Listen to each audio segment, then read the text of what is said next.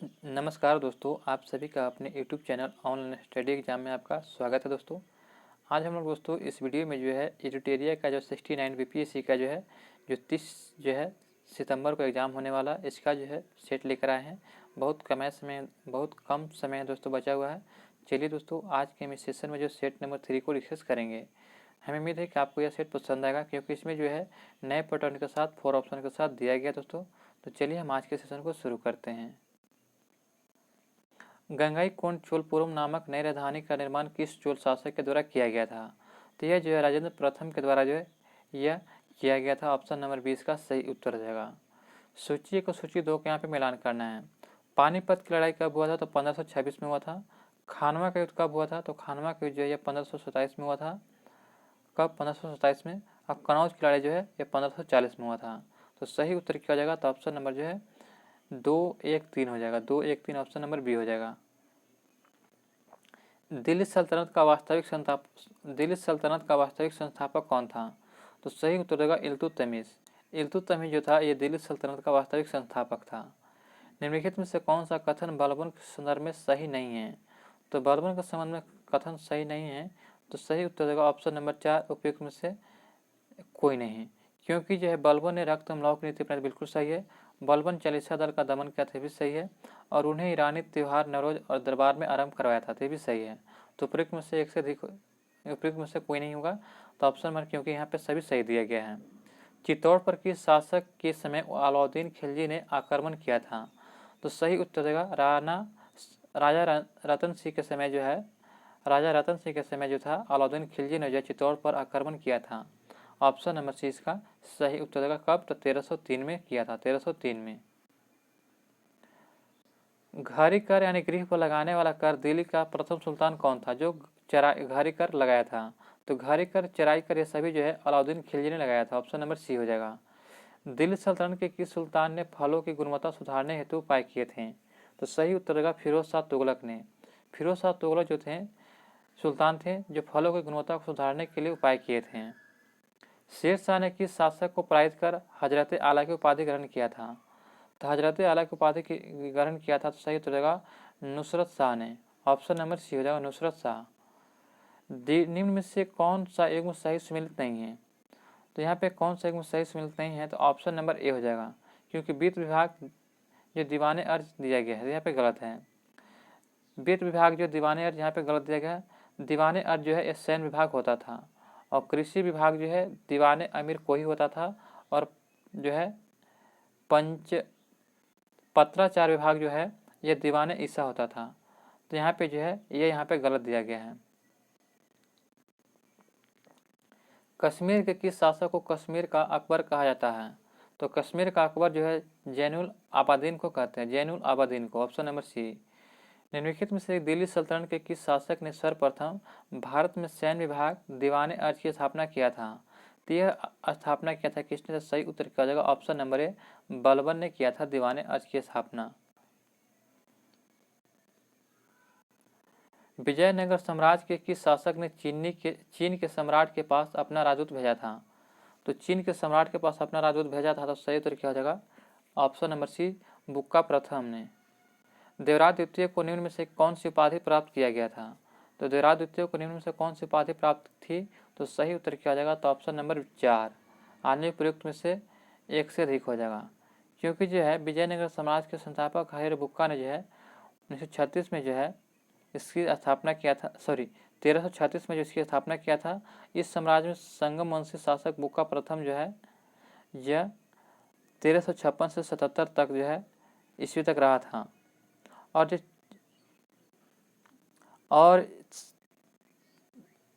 यहाँ पे देवराज द्वितीय को निम्न से कौन सी उपाधि प्राप्त था? तो सही उत्तर देगा ऑप्शन नंबर 4 एक से अधिक हो जाएगा। क्योंकि जो है इमांडिगो देवराय प्रथम, प्रडौर देवराय और गजेट बेटर कर। देवराज द्वितीय को काल में ईरानी राजदूत अकबर रजाक विजयनगर की यात्रा किया था और इन्हें जो है गजेट बेटर यानी कि इनमें से सभी जो नाम जो यहाँ पे सही दिया गया है। इन सभी उपाधियों से जो है देवराज द्वितीय को जो है मिला था। तो ये ध्यान रखिएगा। दिल्ली सल्तनत में निम्नलिखित में से कौन सा कर गैर मुसलमानों से लिया जाता था? तो जो गैर मुसलमान होते थे उससे कौन सा कर लिया जाता था? तो सही उत्तर क्या जाए उपयुक्त में से एक से अधिक हो जाएगा। सल्तनत काल में देखा है तो 5 प्रकार के कर प्रचलित हैं। क्या 5 प्रकार के कर प्रचलित हैं? जो देखा जाए तो उस्र जो है मुसलमानों से लिया जाने वाला कर था, जो भूमि पर 5% से 10% तक लगाता था। और जो खराज जो है गैर मुसलमानों पर भूमि कर 1/3 और 1/2 तक लिया जाता था, जो इसको खराज कहते थे गैर मुसलमानों से। और जो है खम्स जो है ये लूट का धन होता था। और ज़कात जो होता था ये मुसलमानों पर धार्मिक कर के रूप में 2.5% लिया जाता था। और जाजिया भी जो है ये गैर मुसलमानों पर लगाया जाने वाला धार्मिक कर था। तो यहाँ पे ध्यान रखिएगा, यहाँ पे खराज और जाजिया जो है ये दोनों जो गैर मुसलमानों से लिया जाने वाला कर था, तो ध्यान रखिएगा। निम्नलिखित में से किसने जो संगीत शास्त्र कपर, संगीत राज, संगीत मीमांसा, संगीत रत्नाकर, सुप्रबंधन आदि ग्रंथ लिखा था? तो यह लिखा था राणा कुंभा ने। ऑप्शन नंबर जो है ये इसका सही उत्तर हो जाएगा। निम्नलिखित में से किसने जो बहमनी साम्राज्य की राजधानी गुलबर्गा के स्थान पर बीदर स्थानांतरित किया था? तो ये स्थानांतरित किया था शिहाबुद्दीन अहमद प्रथम ने। ऑप्शन नंबर ए हो जाएगा। मितफा उल फुतूह की रचना किस मध्यकालीन लेखक द्वारा किया गया था? तो मितफा उल फुतूह की रचना जो है किसके द्वारा किया गया था?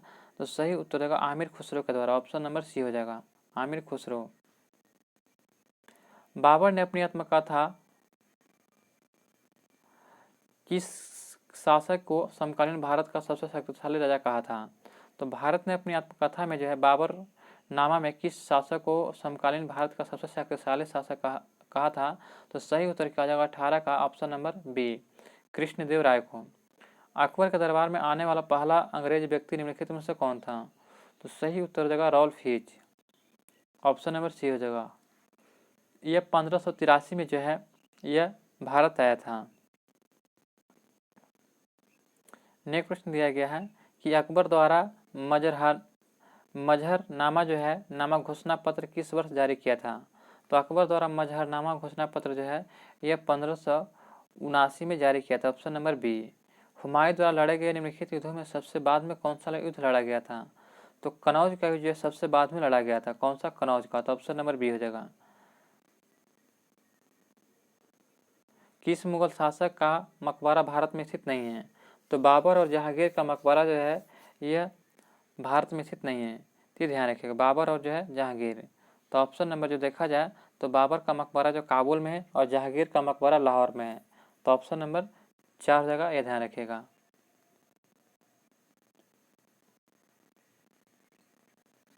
अगला प्रश्न दिया गया है कि औरंगजेब के समय किस जाट विद्रोही नेता ने अकबर के मकबरे को लूटा था? तो यह लूटा था चुरामन ने। ऑप्शन नंबर सी हो जाएगा, चुरामन ने लूटा था। शेरशाह के भू राजस्व व्यवस्था के संबंध में निम्नलिखित में से क्या सही है? तो सही उत्तर क्या जाएगा इनमें से बताना है। तो शेरशाह की लगान व्यवस्था मुख्य रूप से रैयतवाड़ी व्यवस्था थी, जिसमें किसानों से प्रत्यक्ष संपर्क स्थापित किया जाता था। यह भी सही है। शेरशाह ने उत्पादन के आधार पर भूमि के 3 श्रेणियों अच्छी, मध्यम और खराब में विभाजित किया था। यह भी सही है। शेरशाह की भूमि माप के लिए सिकंदरी गज यानी 39 अंगुली या 32 इंच सन की डंडी का प्रयोग किया जाता है। यह भी सही है। शेरशाह के समय भू राजस्व उत्पादन का 1/3 भाग कर के रूप में वसूल किया जाता था। यह भी सही है। तो सही उत्तर क्या हो जाएगा? ऑप्शन नंबर ए हो जाएगा, 1, 2, 3, 4। अकबर द्वारा किए गए कार्यों का सही क्रम कालानुक्रम अनुसार कौन सा हो जाएगा? तो अकबर द्वारा सही दिए गए तो सही उत्तर क्या हो जाएगा? ऑप्शन नंबर सी। दास प्रथा को 1562 में, तीर्थ यात्रा कर समाप्ति 1563 में, जाजिया कर समाप्ति 1564 में और दसाला प्रणाली लागू किया था 1582 में। तो सही उत्तर क्या हो जाएगा? तो ऑप्शन नंबर सी हो जाएगा। मुगल मनसबदारी व्यवस्था में 2 अस्पा प्रथा किसने शुरू किया था? तो यह शुरू किया था किसने? तो सही उत्तर क्या हो जाएगा? तो ऑप्शन नंबर बी, जहांगीर ने शुरू किया था। अकबर ने किसकी अध्यक्षता में जो अनुवाद विभाग की स्थापना किया था? तो अनुवाद विभाग की स्थापना किया था फैजी की जो है अध्यक्षता में किया था। तो ऑप्शन नंबर जो सी हो जाएगा, फैजी। अगला प्रश्न दिया है कि निम्नलिखित में से कौन सा युग सही सुमेलित नहीं है? तो 28 का हो जाएगा ऑप्शन नंबर 4 देखा जाए तो गुरु अंगद जो थे गुरुमुखी लिपि की शुरुआत किया था। गुरु अर्जुन देव जो थे ये आदि ग्रंथ की स्थापना किया था और गुरु गोविंद सिंह जो थे पाहुल प्रथा की शुरुआत किया था? तो सही उत्तर क्या जाएगा? उपयुक्त में से कोई नहीं है, क्योंकि यहाँ पे सभी जो है सही दिया गया है। शिवाजी के अष्टप्रधान में वित्त एवं राजस्व मामले किसके अधीन थे? तो वित्त एवं राजस्व मामले जो किसके अधीन थे? तो सही उत्तर क्या जाएगा? ऑप्शन नंबर बी, अमात्य के अधीन थे। सूची 1 और सूची 2 के यहाँ पे मिलान करना, चलिए मिलान करते हैं। तो गुलबदन जो थे, गुलबदन बेगम, तो गुलबदन बेगम जो है हुमायूंनामा के लेखक हैं। किसके? हुमायूंनामा के। और जो महामंगा जो थे, ये मदरसा या बेगम हैं, मदरसा या बेगम महामंगा। और जो है जेबू निसा जो थे, ये हो जाएंगे तो बैतुल उल उल्लूम हो जाएंगे। और जो असमत बेगम जो थे, ये इत्र बनाने की विधि थी की खोज किया था। तो सही उत्तर क्या हो जाएगा? तो ऑप्शन नंबर देखा जाए तो 3 4 2 1, 3 4 2 1 ऑप्शन नंबर जो ए हो जाएगा। निम्नलिखित में से किसकी नियुक्ति राष्ट्रपति द्वारा नहीं की जाती है? तो सही उत्तर देगा उपराष्ट्रपति की। उपराष्ट्रपति की नियुक्ति जो है ये यहाँ पे जो है निम्न में से किसकी नियुक्ति राष्ट्रपति द्वारा नहीं की जाती है? तो 31 का हो जाएगा ऑप्शन नंबर सी, उपराष्ट्रपति की। राज्यसभा कैसे भंग होती है? तो राज्यसभा को देखा जाए तो उपयुक्त में से हो जाएगा 4, क्योंकि राज्यसभा को अस्थायी सदन होती है, इसका जो विघटन नहीं होता है। इसके सदस्य जो है कार्यकाल 6 वर्ष का होता है और इसके 1/3 सदस्य निर्वाचित जो है प्रत्येक 2 वर्ष पर होता है। तो यहाँ पे जो है क्या हो जाएगा? तो ऑप्शन नंबर 4 जगह उपयुक्त में से कोई नहीं है। नेक्स्ट प्रश्न दिया गया है कि निम्नलिखित में से कौन सा राज्य के नीति से तत्वों के नीतियों में से शामिल है? तो राज्य के नीति से नीतियों में शामिल किया गया है। तो आपका इसका सही उत्तर ऑप्शन नंबर 4, उपयुक्त में से 1 से अधिक हो जाएगा, क्योंकि जो है देखा जाए तो राज्य के तत्वों में शामिल किया गया है। प्रश्न में दिए गए सही विकल्प जो यहाँ पे राज्य के तत्वों में जो है शामिल है। तो मद्यपान निषेध, घरेलू उद्योगों में बढ़ावा, समान नागरिक संहिता, उपयोगी पशु की हत्या पर रोक और ग्राम पंचायतों को प्रोत्साहन, तो सभी सही उत्तर देगा ऑप्शन नंबर 4। राज्य के नीति निर्देशक तत्व किस प्रकार के मौलिक अधिकार से भिन्न है? तो सही उत्तर देगा ऑप्शन नंबर बी, नीति निर्देशक तत्व न्यायालय में परिवर्तनीय नहीं है, जबकि मौलिक अधिकार परिवर्तनीय है न्यायालय में। भारत में राष्ट्रपति के निर्वाचन के लिए निर्वाचक मंडल के सदस्य होते हैं। तो भारत में राष्ट्रपति के निर्वाचन के लिए निर्वाचक मंडल के सदस्य होते हैं। तो सही उत्तर क्या आ जाएगा? ऑप्शन नंबर सी, क्योंकि लोकसभा के निर्वाचित सदस्य, राज्यसभा के निर्वाचित सदस्य और राज्य विधानसभा के निर्वाचित सदस्य। तो ऑप्शन नंबर सी हो जाएगा। भारत के राष्ट्रपति को संविधान के उल्लंघन के आधार पर उनके पद से हटाया जा सकता है। तो 36 का क्या हो जाएगा? तो ऑप्शन नंबर 4 हो जाएगा, क्योंकि उपयुक्त में से कोई नहीं है। क्योंकि भारत के मुख्य न्यायाधीश द्वारा, लोकसभा के सदस्य द्वारा, भारत के प्रधानमंत्री द्वारा। तो सही उत्तर देगा ऑप्शन नंबर 1 2 3 जो है सही दिया गया है। यहाँ पे जो है केवल संसद के राष्ट्रपति के, यहाँ पे जो है भारत के राष्ट्रपति को संविधान के उल्लंघन के आधार पर उसके पद से हटाया जा सकता है। तो उपयुक्त में से कोई नहीं हो जाएगा ऑप्शन नंबर 4, क्योंकि राष्ट्रपति जो है अपने अपदस्थ करने की प्रक्रिया जो महाभियोग कहते हैं। राष्ट्रपति संविधान का उल्लंघन करने के आरोप में महाभियोग प्रक्रिया संसद के किसी भी सदन में चलाई जा सकती है और तथा दूसरे सदस्य द्वारा उसका अनुमोदन भी किया जाता है। तो ध्यान रखिएगा। तो ऑप्शन नंबर यहाँ पे उपयुक्त में से कोई नहीं हो जाएगा।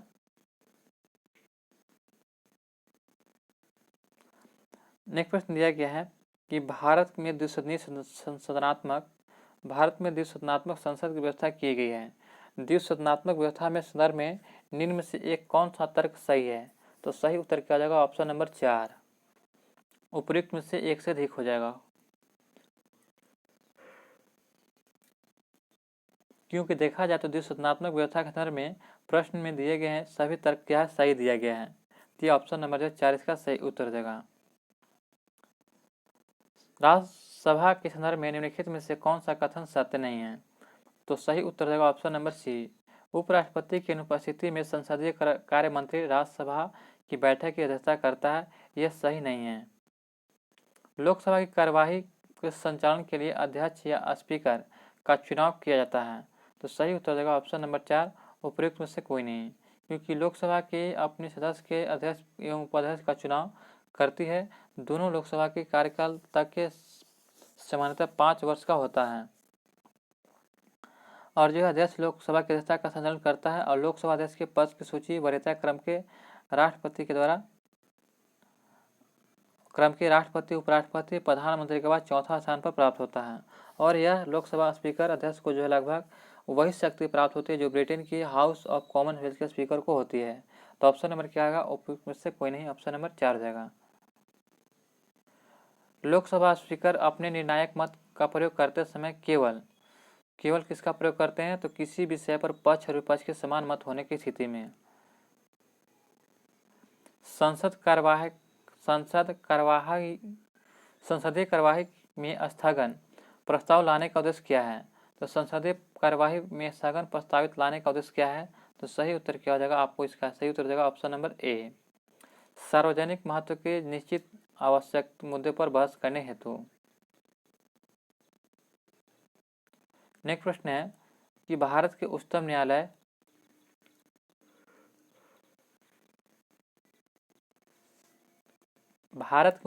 के न्यायाधीशों के संदर्भ में निम्नलिखित में से कौन सा कथन सही है?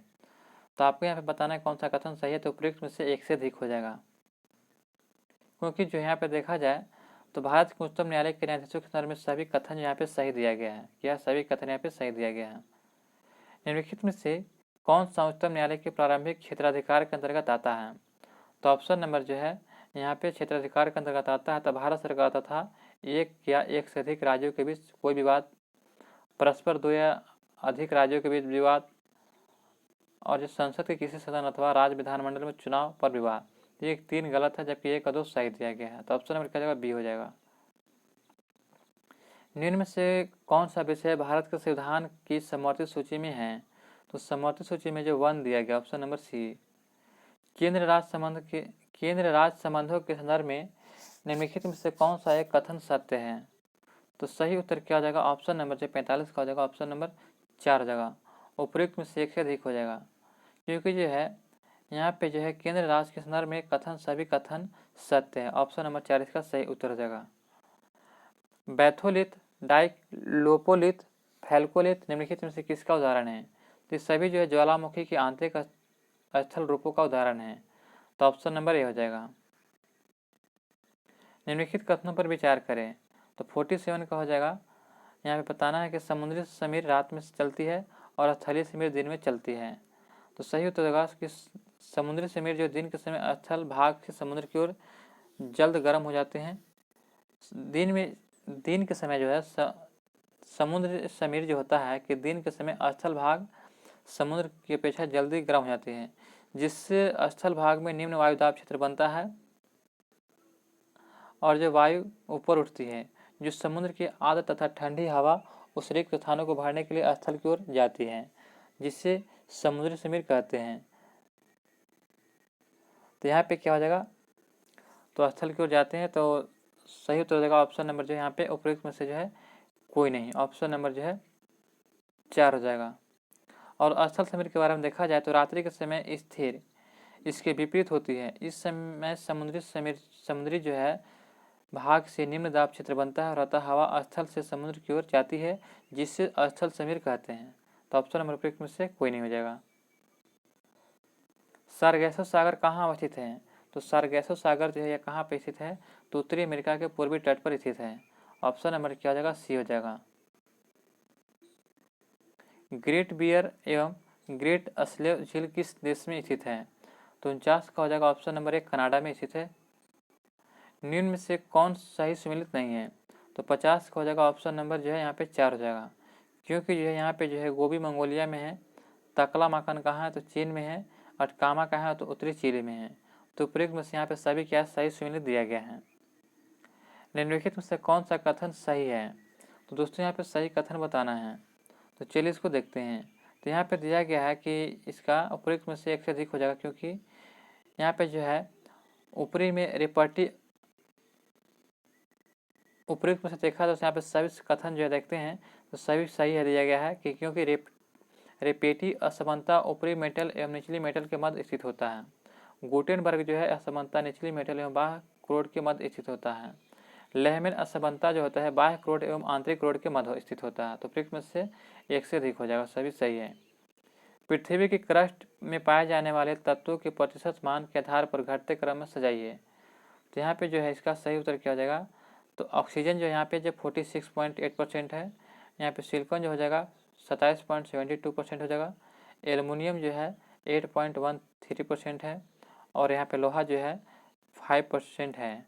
तो सही उत्तर क्या हो जाएगा, 1 2 3 4, 1 2 3 4 ऑप्शन नंबर सी हो जाएगा।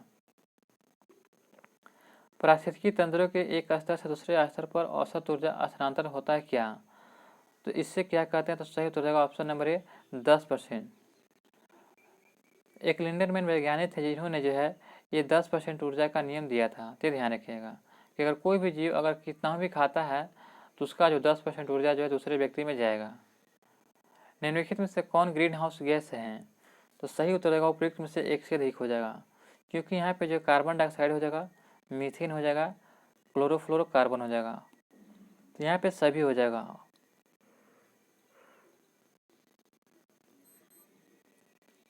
निम्नलिखित में से कौन सही सम्मिलित है, तो यहाँ पे जो कौन सही सम्मिलित है, तो सी इसका सही उत्तर हो जाएगा। नॉर्वेस्टर जो है न्यूजीलैंड का है, ये ध्यान रखिएगा। नॉर्वेस्टर कहाँ का है, तो न्यूजीलैंड का। जबकि ब्लैक रोलर जो है यह उत्तरी अमेरिका में चलने वाली गर्म हवा है, ये ध्यान रखिएगा। और ब्रिक फील्डर जो है ऑस्ट्रेलिया के विक्टोरिया में चलने वाली उष्ण शुष्क हवा है। अगला प्रश्न देखते हैं कि मॉन्ट्रियल अंतर्राष्ट्रीय पर्यावरण सम्मेलन का आयोजन किस वर्ष किया गया था, तो ये जो 1987 में जो किया गया था, ऑप्शन नंबर बी 22 दिसंबर को होता है। तो 22 दिसंबर को जो है उपयुक्त में से एक से अधिक हो जाएगा, क्योंकि दक्षिणी गोलार्ध में सबसे बड़ा दिन होता है और उत्तरी गोलार्ध में सबसे छोटा दिन होता है। तो ऑप्शन नंबर एक से अधिक हो जाएगा, बी और सी। निम्नलिखित में से कौन आंतरिक ग्रह नहीं है, तो आंतरिक ग्रह नहीं है, तो सही उत्तर क्या हो जाएगा, तो ऑप्शन नंबर जो है सी हो जाएगा, शनि। शनि जो आंतरिक ग्रह नहीं है। आंतरिक ग्रह देखा जाए तो बुध, शुक्र और पृथ्वी होता है, और बाह्य ग्रह जो होता है शनि, बृहस्पति, अरुण और वरुण होता है। नेक्स्ट प्रश्न दिया गया है कि स्वतंत्रता से पूर्व भारत में सबसे पहले निम्नलिखित में से किसने निर्धनता रेखा की अवधारणा का विचार किया था, तो यह विचार किया था दादा भाई नौरोजी ने। ऑप्शन नंबर सी हो जाएगा। नेक्स्ट प्रश्न दिया गया कि भारत में गरीबी रेखा से नीचे तेंदुलकर समिति के अनुसार रहने वाले लोगों का प्रतिशत कितना है, तो इसका प्रतिशत से 22% है। ऑप्शन नंबर बी हो जाएगा। निम्नलिखित में से किस बेरोजगारी के अंतर्गत किसी कार्य को करने के लिए जो उसमें आवश्यकता के से अधिक श्रमिक लगे होते हैं, इसमें अतिरिक्त श्रमिकों को कार्य से हटा देने के पश्चात भी उत्पादकता में कोई भी कमी नहीं होता है। तो सही उत्तर देगा ऑप्शन नंबर बी, प्रच्छन्न बेरोजगारी में। प्रधानमंत्री ग्रामोदय योजना का उद्देश्य क्या है, तो प्रधानमंत्री ग्रामोदय योजना का उद्देश्य क्या है, तो सही उत्तर देगा ऑप्शन नंबर ए, ग्रामीण आवश्यकताओं की पूर्ति जैसे कि प्राथमिकता शिक्षा, स्वास्थ्य, रक्षण, पेयजल, आवास और ग्रामीण सड़कें इत्यादि। सार्वजनिक वितरण प्रणाली के संदर्भ में निम्नलिखित कथनों पर विचार कीजिए। तो 63 का किया जाएगा, तो ऑप्शन नंबर देखा जाए तो केवल जो है इसके अंतर्गत कोई भी व्यक्ति निकटवर्ती राशन की दुकान से खाद्यान्न खरीद सकता है। तो ऑप्शन नंबर 3 यहाँ पे सही दिया गया है। तो ऑप्शन नंबर क्या हो जाएगा, सी हो जाएगा। नेक्स्ट प्रश्न दिया गया है कि राष्ट्रीय खाद्य सुरक्षा अधिनियम के संदर्भ में निम्नलिखित कथनों पर विचार कीजिए। तो चलिए निम्नलिखित कथनों पर विचार करते हैं। यहाँ पे सही उत्तर क्या जाएगा, तो ऑप्शन नंबर देखा जाए तो 4 जगह उपयुक्त में से कोई नहीं है, क्योंकि जो राष्ट्रीय सुरक्षा खाद्य नियम के संदर्भ में देखा जाए तो दिए गए दोनों कथन जो है क्या है, असत्य नहीं है। दोनों कथन, कोई भी कथन असत्य नहीं है, क्योंकि दोनों सही दिया गया है। तो ऑप्शन नंबर क्या जाएगा, 4 जगह। हरित क्रांति के प्रभाव के संदर्भ में निम्नलिखित कथनों पर विचार कीजिए। तो हरित क्रांति के प्रभाव के बारे में दिया गया है, तो सही उत्तर देगा खदानों की कीमत में उपयोग की अन्य वस्तुओं की अपेक्षा वृद्धि हुई है, बिल्कुल सही है। और जो है यहाँ पे कोई कह रहा है कि ऊपरी कथनों में कौन कथन सत्य नहीं है, तो खदानों की कीमत में उपयोग की अन्य वस्तुओं की अपेक्षा वृद्धि हुई है, ये बिल्कुल जो है गलत दिया गया, बिल्कुल यहाँ पे सही है। और जो है यहाँ पे 3 दिया कि इसका अधिकांश लाभ बड़े किसानों की तुलना में छोटे किसानों को प्राप्त हुआ है, तो ये भी यहाँ पे सही दिया गया, क्योंकि ये दोनों जो है क्या है, गलत दिया गया, 1 और 3 गलत दिया गया। तो ऑप्शन नंबर क्या हो जाएगा, तो सी हो जाएगा। नेक्स्ट प्रश्न दिया गया है कि भारत में किस प्रकार के कृषकों की संख्या सर्वाधिक है। तो कृषकों की संख्या सर्वाधिक है तो सीमांत एवं छोटे कृषकों की। भुगतान संतुलन शब्द का प्रयोग निम्नलिखित में से किसके संदर्भ में किया जाता है। तो सही उत्तर देगा ऑप्शन नंबर बी, आयात और निर्यात के संदर्भ में किया जाता है। भुगतान संतुलन में शामिल नहीं होता है। तो भुगतान संतुलन में शामिल क्या होता है, तो ऑप्शन नंबर क्या हो जाएगा, तो भुगतान संतुलन में शामिल होता है उपयुक्त में से एक से अधिक हो जाएगा, क्योंकि भुगतान संतुलन में दृश्य व्यापार मध्य, अदृश्य व्यापार मध्य और ऋण मध्य शामिल किया जाता है। तो ऑप्शन नंबर क्या हो जाएगा, एक से अधिक हो जाएगा। तो इनमें से सभी सही है। ब्रेटन वुड्स सम्मेलन ने किस संस्था को स्थापित, ब्रेटन वुड्स से सम्मेलन ने किस संस्थाओं को स्थापना किया था। तो सही उत्तर क्या हो जाएगा, ऑप्शन नंबर देखा जाए तो 1 और 2 हो जाएगा, क्योंकि जो है IMF और जो है विश्व बैंक। तो ऑप्शन नंबर इसका सही उत्तर हो जाएगा। अंतर्राष्ट्रीय मुद्रा कोष के संदर्भ में निम्नलिखित में से एक कथन का सत्य है। तो अंतर्राष्ट्रीय मुद्रा कोष के बारे में कौन सा कथन सत्य है, तो 70 का क्या हो जाएगा, तो ऑप्शन नंबर जो है सी इसका सही उत्तर देगा। यह केवल सदस्य देशों को ही ऋण प्रदान करता है। अल्फा किरणों के संदर्भ में निम्नलिखित में से कौन सा कथन सत्य है। तो सही उत्तर देगा ऑप्शन नंबर 4, उपयुक्त में से एक से अधिक हो जाएगा, क्योंकि जो अल्फा किरणें धनावेशित और अल्फा कणों से बनी होती है, और अल्फा कण जो है 2 यूनिट धनावेशित होता है और इसका द्रव्यमान हीलियम 4 परमाणु के नाभिक के द्रव्यमान के बराबर होता है। तो यहाँ पे क्या हो जाएगा, तो उपयुक्त में से एक से अधिक हो जाएगा, और यहाँ पे जो है सभी सही किया है, सभी कथन ऑप्शन जो है सही दिया गया है।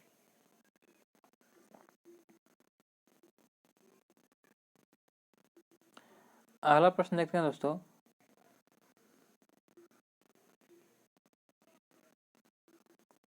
जल अपघटन में ऊर्जा किस रूप में उत्पन्न होती है।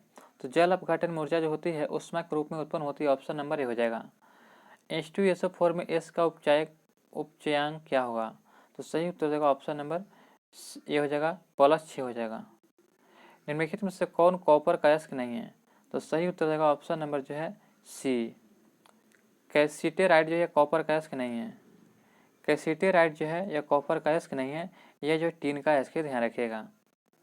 नेक्स्ट प्रश्न दिया गया कि प्लास्टर ऑफ पेरिस रासायनिक रूप से क्या कहलाता है।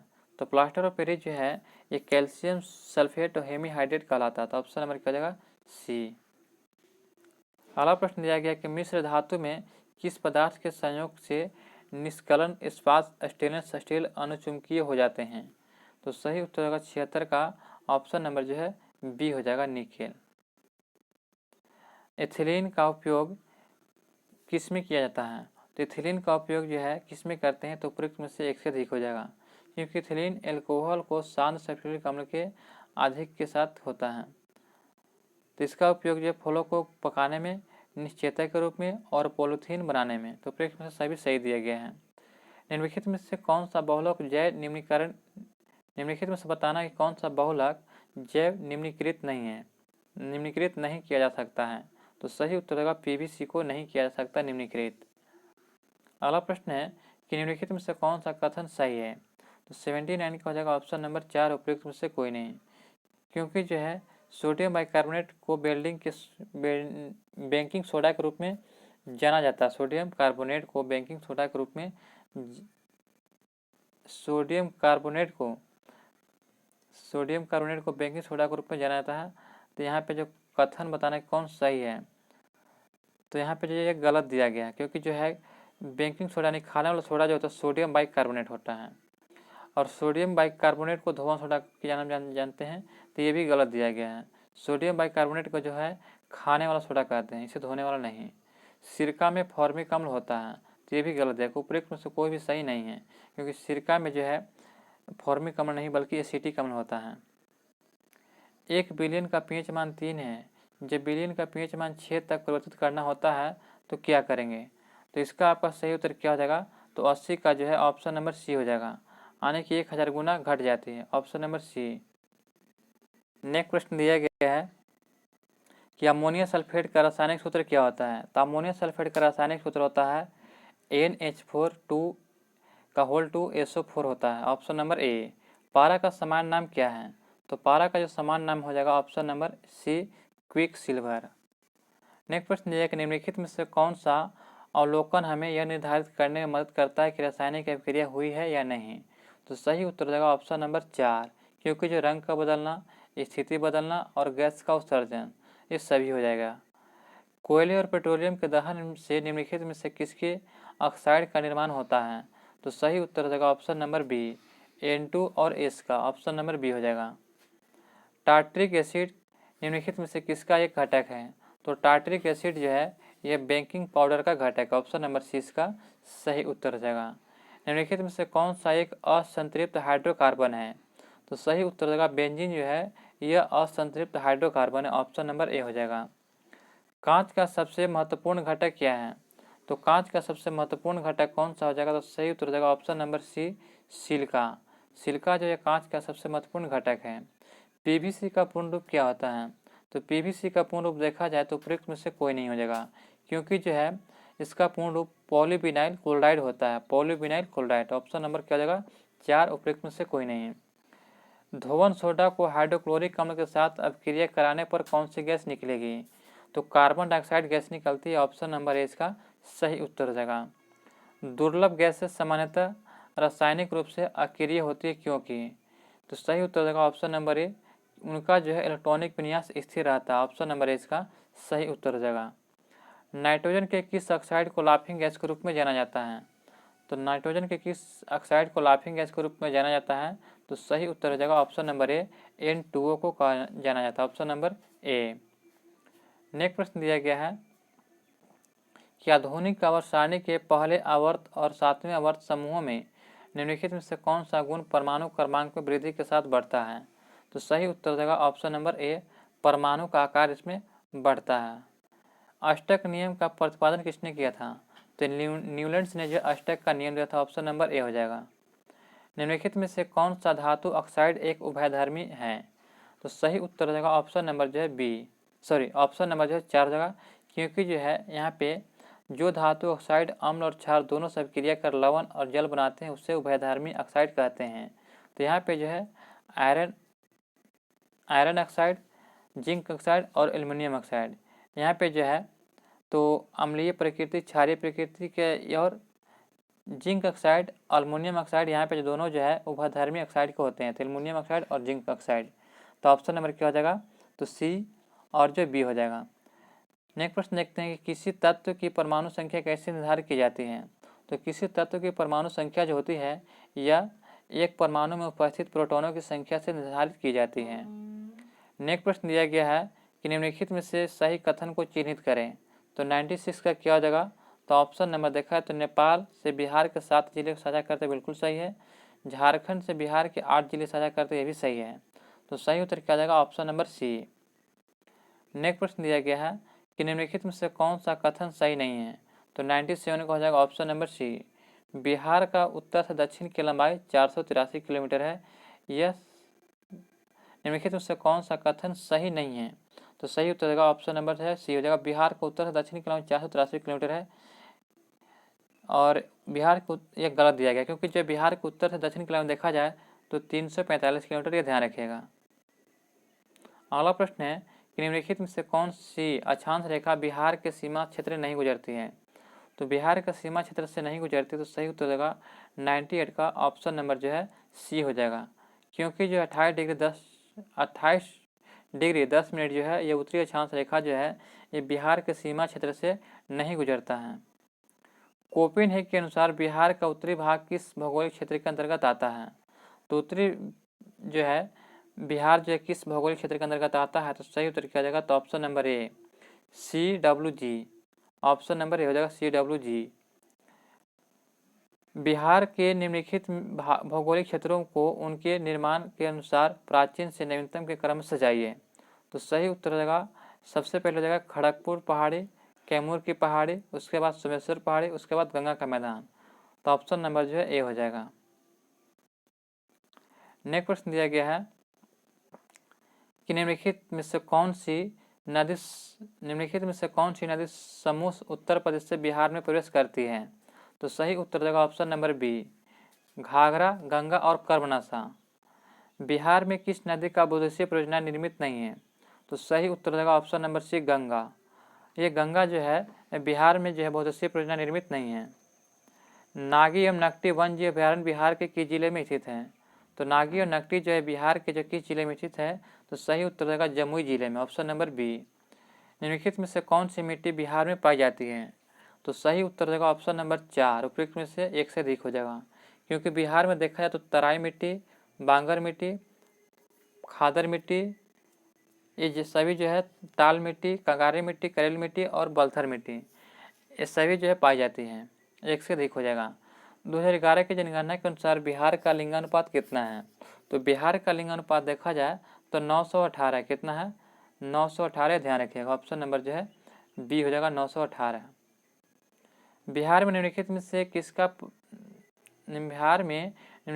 किसका जो है 95% उत्पादन होता है? तो 95% देखा जाए तो पायराइट्स का उत्पादन होता है, ऑप्शन नंबर सी। बिहार का कौन सा कृषि जलवायु क्षेत्र गन्ना उत्पादन के लिए सही है? तो गन्ना उत्पादन के लिए जो है जोन 1 में किया जाता है, ऑप्शन नंबर ए। ब्रह्मकुंड जो है बिहार के कहाँ स्थित है? तो ब्रह्मकुंड जो है बिहार में जो है कहाँ स्थित है? तो यह राजगीर में स्थित है, ऑप्शन नंबर ए हो जाएगा। कालीन उत्पादन के लिए प्रसिद्ध ओबरा बिहार के किस जिले में स्थित हैं? तो सही उत्तर रहेगा औरंगाबाद जिले में स्थित है, ऑप्शन नंबर ए। बिहार औद्योगिक विकास प्राधिकरण की स्थापना कब किया गया था?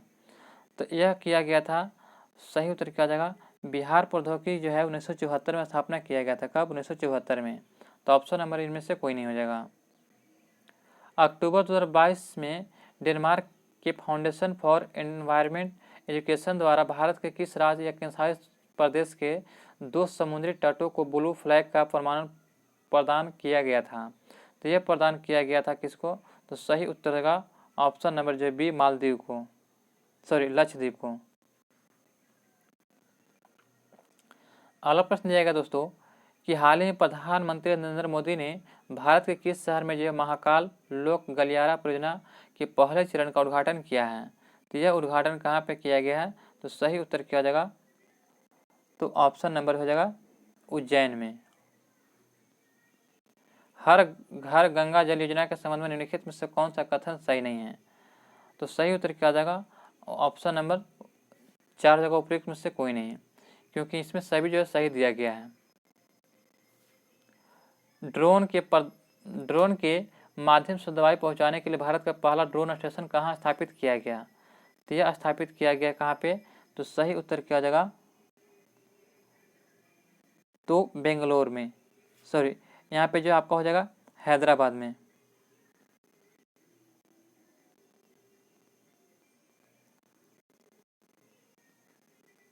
यहाँ पे दिया गया है कि क्वेश्चन में कि जो है ड्रोन के माध्यम से दवाई पहुंचाने के लिए भारत का पहला ड्रोन स्टेशन कहाँ स्थापित किया गया? तो ड्रोन स्टेशन स्थापित किया गया दोस्तों, ये हो जाएगा ऑप्शन नंबर सी हो जाएगा, मेघालय में किया गया है।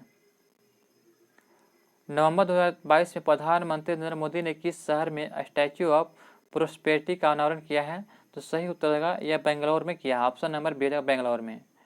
टाइम मैगजीन द्वारा 2022 में पर्सन ऑफ द ईयर किसे चुना गया? तो पर्सन ऑफ द ईयर जो है यह किसको चुना गया? तो व्लादिमीर जेलेंस्की को चुना गया, ऑप्शन नंबर ए हो जाएगा। G20 शिखर सम्मेलन 2022 के संबंध में निम्नलिखित में से कौन से कथन सही है? तो सही उत्तर क्या हो जाएगा? ऑप्शन नंबर सी, क्योंकि जो है नवंबर 2022 में इसका आयोजन इंडोनेशिया में किया गया।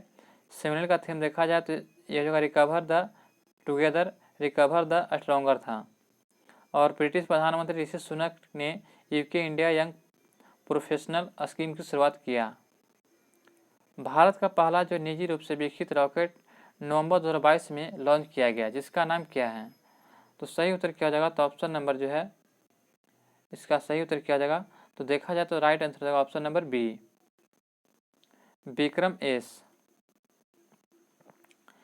निम्नलिखित में से किसके अध्ययन हेतु जो है चीन द्वारा पहला अंतरिक्ष आधारित टेलीस्कोप कुआफोर 1 लॉन्च किया गया? तो यह लॉन्च किया गया है सूर्य के लिए, ऑप्शन नंबर ए हो जाएगा सूर्य के लिए। गरुड़ 7 युद्धाभ्यास निम्नलिखित में से कौन सा युद्धाभ्यास था? तो निम्नलिखित में से कौन सा युद्धाभ्यास था? तो सही उत्तर हो जाएगा option number C, Bharat France वायुसेना अभ्यास था। हाल ही में की गई नियुक्तियों में से निम्नलिखित में से कौन सा ही सम्मिलित नहीं है? तो 21 का हो जाएगा ऑप्शन नंबर 4, उपयुक्त में से कोई नहीं, क्योंकि जो है यहाँ पे जो है उपयुक्त में सभी से यहाँ पे सही दिया गया, क्योंकि गिरधर अरमाने भारत के रक्षा सचिव हैं। केपी अश्विनी जो है यूएनएचआरसी के में विशेष दूत के रूप में पहली भारतीय महिला हैं। अरुण गोयल जो है भारत के चुनाव आयुक्त हैं। फीफा अंडर-17 महिला विश्व कप के संदर्भ में निम्नलिखित में से कौन से कथन सही है? तो 122 का हो जाएगा ऑप्शन नंबर क्या हो जाएगा? तो 1 और 2 दोनों सही है। यह जो है 11 से 30 अक्टूबर 2022 तक इसका आयोजन भारत में किया गया था, और जो भारत में 3 राज्य महाराष्ट्र, गोवा और उड़ीसा में इसका आयोजन हुआ था। तो 1 और जो है 2 सही दिया गया है। निम्नलिखित में से किसे जो है 32वां बिहारी पुरस्कार से सम्मानित किया गया? तो 32वां बिहारी पुरस्कार से किसे सम्मानित किया गया? तो सही उत्तर हो जाएगा option number C, doctor Madhav Hada को जो है ये बिहारी पुरस्कार से 32वां बिहारी पुरस्कार से सम्मानित किया गया है। ये ध्यान रखिएगा 2022 में। 36वां राष्ट्रीय खेल 2022 के संबंध में निम्नलिखित में से कौन सा कथन सही नहीं है? तो सही उत्तर होगा ऑप्शन नंबर 4, उपयुक्त में से देखा जाए तो कोई नहीं हो जाएगा, क्योंकि जो यहाँ पे सभी जो है पहली बार गुजरात में राष्ट्रीय खेल का आयोजन किया गया था, और जो है इसका शुभंकर का नाम सावज रखा गया था, और जो है सर्विसेज में कुल 128 पदक जीतकर शीर्ष स्थान हासिल किया था। तो यहाँ पे आपका सही उत्तर क्या जाए? उपयुक्त में से कोई नहीं है, क्योंकि यहाँ पे जो सभी सही दिया गया है। हाल ही में भारत के 50वें मुख्य न्यायाधीश के रूप में किसे नियुक्त किया है? तो डी.वाई. चंद्रचूड़ को जो है ये भारत के 50वें मुख्य न्यायाधीश के रूप में नियुक्त किया गया है। हाल ही में भारत की पहली स्वदेशी परमाणु पनडुब्बी का परीक्षण किया गया, जिसका नाम क्या है? तो सही उत्तर क्या हो जाएगा? Option number C, INS Arihant रखा गया। ऑप्शन नंबर सी हो जाएगा।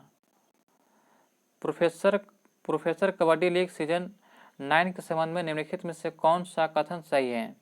तो सही उत्तर का 27 का जो है ऑप्शन नंबर 4, क्योंकि उपयुक्त में से एक से अधिक हो जाएगा।